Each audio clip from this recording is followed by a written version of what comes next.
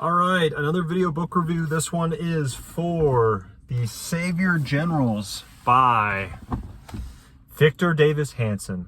So he is a very interesting read. He's a political commentator kind of now, like that's his big thing that he usually does. Writes a lot of pieces, political pieces on, I think, his own website. I'm not a huge follower of her, but I know him. I know of him because I've read a few works by him, like the Dying Citizen before this, which I don't have a review of. This was before the channel. But anyways, he's a historian first and then a political commentator second, but I think that political commentator thing is is in the fore nowadays rather than it was beforehand. This, The Saviour Generals, I think was written when he was kind of prior to the political stuff, at least super heavy into it. He's very much a very intellectual guy, very intelligent dude. He's soft-spoken, but he's well-spoken. And he's just a good, straightforward read. Like, he's not crazy eloquent. He's not all that kind of stuff. He is straightforward to the point, but he has hard-punching, facts a lot of times or just anecdotes that come in and make you think.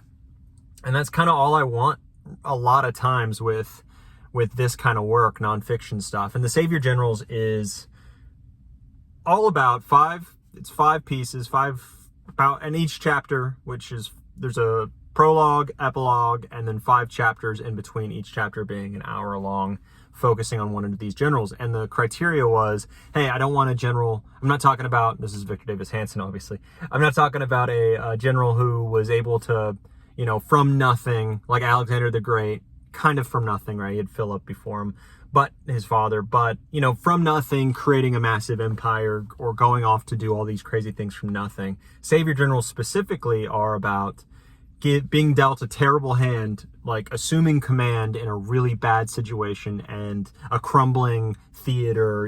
That's typically what was happening. Things were falling apart, and then the Saviour General comes and saves the day or whatever, right? Whether it takes years or months or who knows. Depends on the person. First, you start with Themistocles, the Greek, who kind of orchestrated Salamis and pushed back the Persians, right? Then you have Belisarius, who really conquered a lot for the Byzantines in like the 5th century or 6th century, I forget. But he was Justinian's general, right, who took over a bunch of things. Then you have, who was then? Sherman? Yeah, Sherman. I believe it was Sherman. Forget his name. It starts with an SH. Sherman, the Union general who swung from the west and took out the South at its knees. Then you have General Matthew Ridgway, in Korea, took that, pushed that back, pushed the communist Chinese back after they toppled us. And then lastly, General David Petraeus, who was there for Iraq and Afghanistan. Anyways, those are the 5 pieces. And each one, again, is about an hour long, and each one is trying to figure out how they saved that theater, how they saved that conflict from total collapse, right?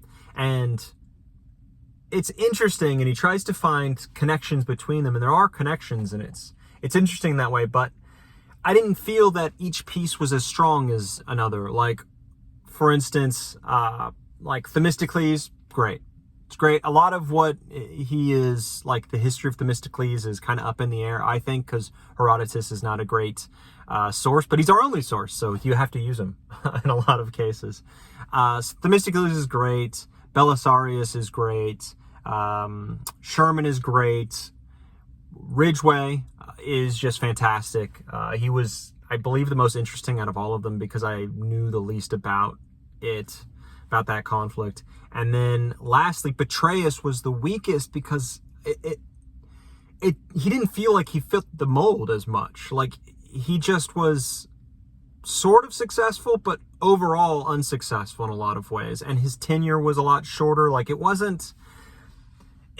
he didn't seem to fit the mold, and I feel like we could have picked a different general, or someone throughout history and ended with General Matthew Ridgway, right? We could have ended with him and ended strong, but instead we had Petraeus, and we kind of ended in a soft in a soft, sad sound, right? That's how it was. And it was great. It was great until then, and each flew by until we got to that Iraq one in the end, where I felt like we were spending far too much time on the minute details and not enough time on the overall, kind of general feeling and general like shifting of the battlefields and of the tides and all this.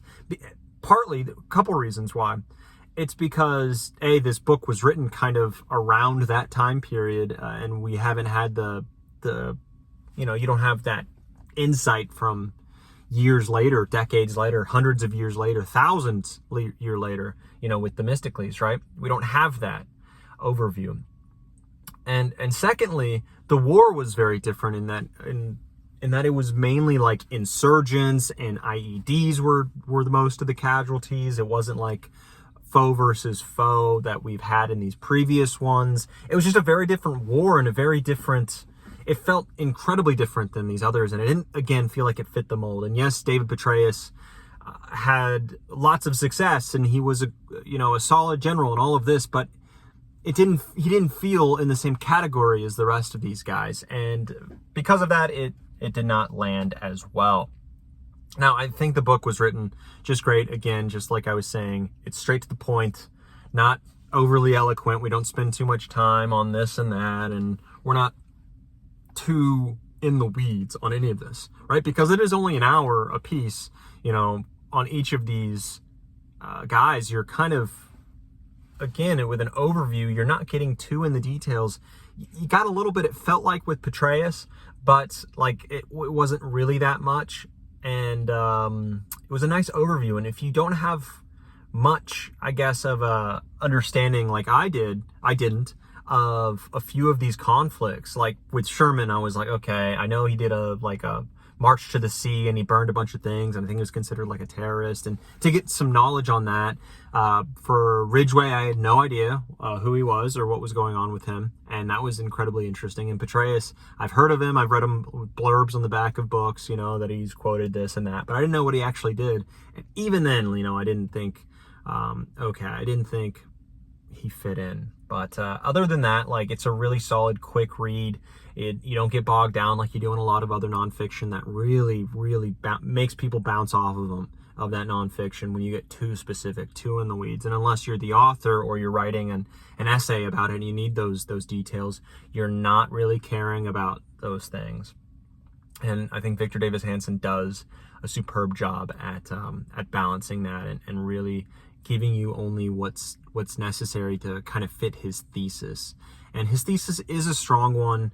It is pretty strong, very interesting. I haven't at least seen that angle a lot. You really do focus a lot of times on the Alexander the Greats, the Pattons, the Grants, all those guys. But you don't get these guys, these saviors. And it was an interesting, good read. I'd recommend it to really anyone who's interested in history, a lot of military history, definitely. I think I would have liked, and that's just me, I think, I would have really liked a more comprehensive focus on the ins and outs of the tactics, Yes, the overall strategy is really good, and a lot of it's focused on, like Sherman. You focus on, you see how his difference in strategy, overall strategy, and battle tactics are different from Grant's, and how his battlefields differ from Sherman. I really hope it's Sherman. I forget his name. But that can't be right. Anyways, you get those, but you don't get the, on the unit level, or how they arrayed their forces and how that differs. And I know with the Byzantines, like how they structured their forces and how they, did war was very specific and well written about and all that stuff. And I'm sure it's the same for these Union soldiers and all of this, right? And our dudes in Korea. But that wasn't there like at all, but it also isn't needed for the thesis. So it's kind of just a nitpick on mine because that's what I wanted, but you don't really need it for this book at all. I just would have liked it. But I like reading about that stuff. Anywho, that's the book. Really solid. I give it like, I think 85, 8.5, an 8.5 out of 10. Really, really solid, good read, fast read. nothing much about it other than that. So on to the next book.